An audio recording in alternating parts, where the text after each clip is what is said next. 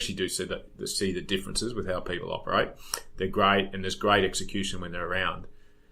But it's a little bit short-sighted because you can't maximise the productivity of your entire portfolio there. So that is a really key thing, I think, for potentially for new, and it's something you see with people who've come a new management role into a bigger role, and it's like, right, I've got to do this, do that, and I'll be successful if I'm busy and if I'm doing lots of stuff. And going, no, you'll actually be successful when your team is as product. Look, you will add something, but you'll be far more productive. Your group will be far more productive and get a much better result collectively if you're just there facilitating it and influencing the whole thing. And it's probably coaching versus doing as well. Yeah. And that's, if there was one piece that I'd take, and I've had great exposure to owners, executives, right across the board here, is that the really good ones are really productive, but they're not really busy. And what I mean by that is that they're not racing around in a state of overwhelm trying to catch up on every single detail, is the fact that they're actually quite in control, they're okay. And when you go and talk to them, they've got space, but their people are productive for them. Yeah. Now, I would encourage anyone in a leadership role to go, if you feel like you're busy, if the world thinks you're busy, you're doing something, you're not probably operating well. Because when the world does think that, they're hesitant to come to you for support. You're not supporting them. They're probably not getting clarity about what you want or what direction the business is going. People tend to not. So it makes you kind of unapproachable. Yeah. No matter how great you are with people, that's just how the universe will respond to you. So that busyness actually reduces your end result really well. And it's actually you're shortchanging your team as well, because they don't get from you what they really deserve, and they miss out on opportunity, I think. Yeah, and they're not getting you in an optimal leadership state. They're getting you in a reactional state, which isn't a great outcome. Yeah. Mate, before we finish up, I want to talk a little bit about, you spent quite a bit of time at Typo, and you were sort of there when Typo went into a standalone brand with a GM, with Bianca. Yep. Mate, can you describe a little bit about what was that transition like? And you got, like, what I saw from the outside was there was sort of Ruby, Body, Factory. There was a lot of these brands in similar financial positions at that one time. And you guys were able to really come up with new ways to reinvent yourself, new products, but a new way to sort of create a team in your little pocket over there. What was going on in that, that area? Well, it's relatively simple. There's a couple of things. Like, you're right, there was a good team effort, but the precursor to having a good team effort is recognising that teamwork's really important, and investing in. And teams just don't always come together; they have to be built, and the right players selected, and the right coaching happening, and so on and so on. So it is a bit like a sporting thing, but you have to recognise that teamwork is really important. If you don't do that, you're up against it, because then you've got a bunch of individuals all pulling in different directions. You might get lucky sometimes, but you probably won't get to strategically where you want to go. And then probably coupled with that was, yes, a strong brand and a well-liked brand, but also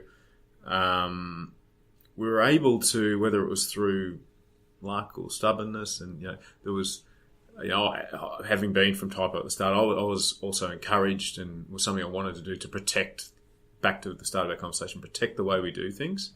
And so I think some other brands at the time didn't actually have that ability to do, and so that the reason why we did it was it worked, and until we came across a better, when we did tweak stuff, but until we came across a better way, we stuck with how we did it. And so we always did something that we had a structure and a way of doing things to fall back on. It was really simple, like, keep it simple. We weren't doing anything fancy. Execute the basics.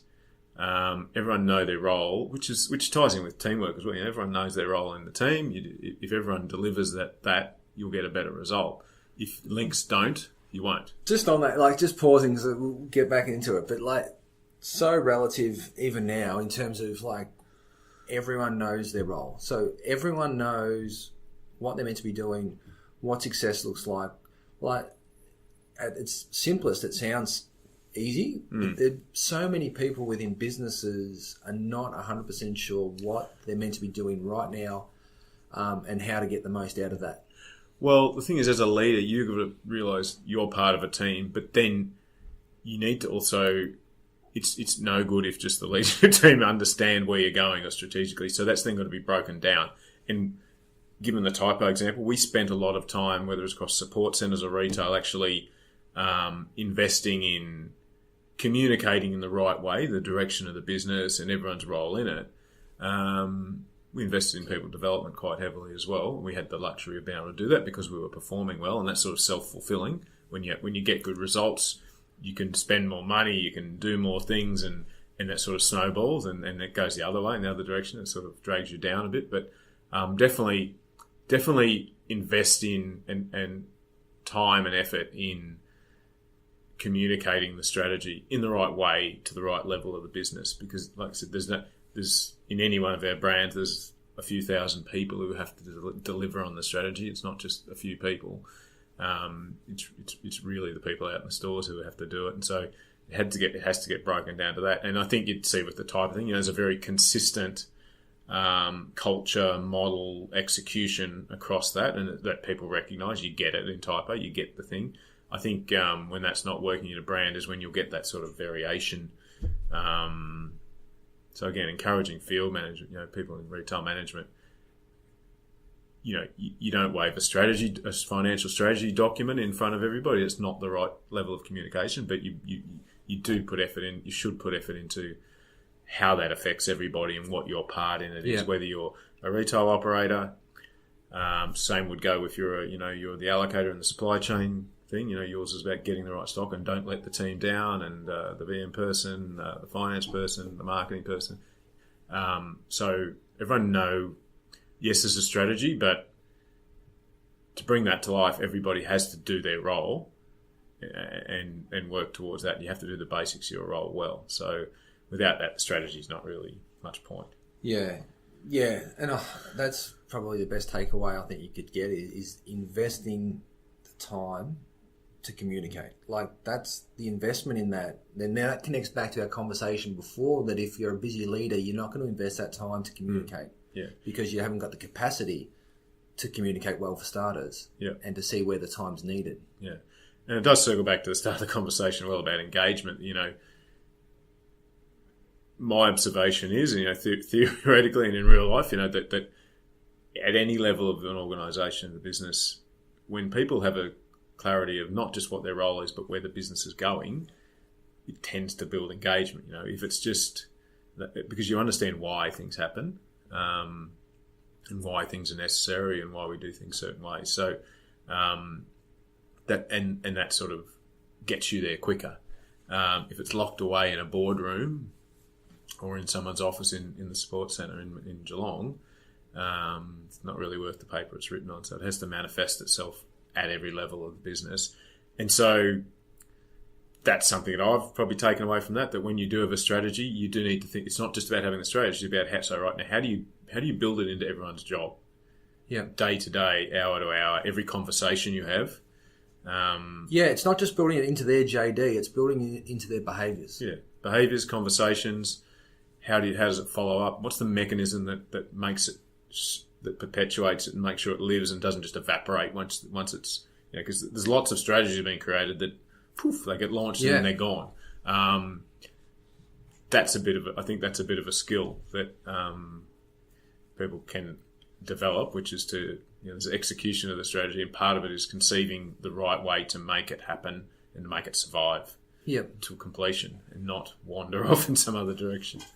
And I know that something that you hold deeply in your teams and also within yourself, and I've seen this come to life, is around just honesty and clarity. Yep. And what I mean by that is often we can get into a discussion, or we can be in a store and the GM or the leaders saying we need to do this, this and this. And some people that are in retail, there might be regionals or state managers who are looking after that area, will sort of nod their head and agree when they really don't agree, where the ability of stepping up and saying, actually, we can't do that, or I'm not going to commit to delivering that number right now because I just don't think we can. That honesty is really important. How do you embed that ability to be honest, but also talk to that message confidently and committedly? Look, I think we speak about a concept of being above the line, and yet, we need to be positive and optimistic about most things, and deliver things that way. But it's also, we need to not put demands on people that aren't achievable. Otherwise, people will nod their head and go, yeah, and not truly believe they can do it, because, where there's hope, there's energy, and unrealistic goals are just pipe dreams and rarely get delivered, whereas realistic goals do. So I think the onus is on the leaders to not create that situation as well, because when you do, it kind of evaporates pretty quickly. It creates a bit of hype and sort of exhausts people, and you go off and people drive after a week and they go, oh no, that's not going to happen, it's never going to happen. So they lose their attention and their focus on it gets lost. So step one, make sure the goals are realistic, and then make it like, I think it's really important to invest in an environment where it's okay to say that.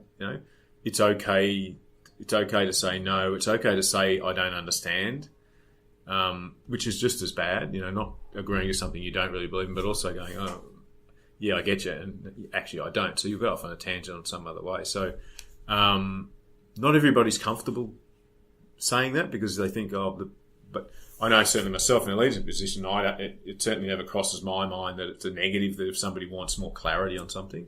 So I think if you get the chance, if you see yourself doing that, pull yourself up and encourage your team to ask them, ask the right questions that give you, and sometimes it's intentional, sometimes it's unintentional. So people don't know that they don't know. So yeah, but it all comes down to a personal, like a mindset, really. Does anyone ever get stuff first time around? Probably not. Yeah. Some people are lucky, and that ability to also look at it through their lens, like if I'm in their position, are they getting it rather than just being fixed and stuck on your lens? Yeah. Mate, before we finish, if you're a young person, young guy or girl in retailing, and you're really trying to get the best out of yourselves, have you got any 3 or 4 things that you might think that you would look for in a retailer as a leader and go, that's what I'd like to be seen done, or that's a no-no, like that's not what I'd be doing? Well, I think people need to make a decision, because if you're not somebody who wants to work hard and doesn't have a high degree of resilience and energy, then it's probably not the right business for you. That's just inherently in retail. It is a hard business. We go into Christmas peak and we never get, we'll have a bit of a grumble pre, and we'd rather it was a bit easier. But it is a hard business. It's not a walk in the park. So if you're after something easy, you probably look for another industry. But in saying that, I think some things that I always thought I looked for in good retailers, and the common thing, like you said, is that energy. You need to be a good executor. You need to present, whether it's your brand, your region, your state, your country, your globe, whatever. You have to have pride in that and present it well, whether it's your people, your store, your product, whatever. Like that's a given, along with the energy. Be a trader. Like yes, there's execution, but that's the plan. But be willing and open enough to vary it and listen to the customer and go, well, that was the plan. That's the way we thought it would be, but actually think it this way, and respond to that. And that makes it, you'll get a much better result. But probably above and beyond all of those, you'll if you don't engage your people and don't invest your time in finding, developing, inducting, coaching, supporting, letting people cry on your shoulder, holding people accountable, like the people side of it, people who build good retail teams and good performers become successful themselves. And that's what we hit upon before. It's not about you continually improving your skills. It's not rocket science. It's let's execute this offer in a store. The people side of it is really the icing on the cake, and that's what adds the extra percents on top. And the people who can do that are the ones who typically become very successful in a retail environment. So they can build a great team. People want to work for them. They engage people. Doesn't mean they're they're soft, you can be quite hard and tough in that respect, and people can respect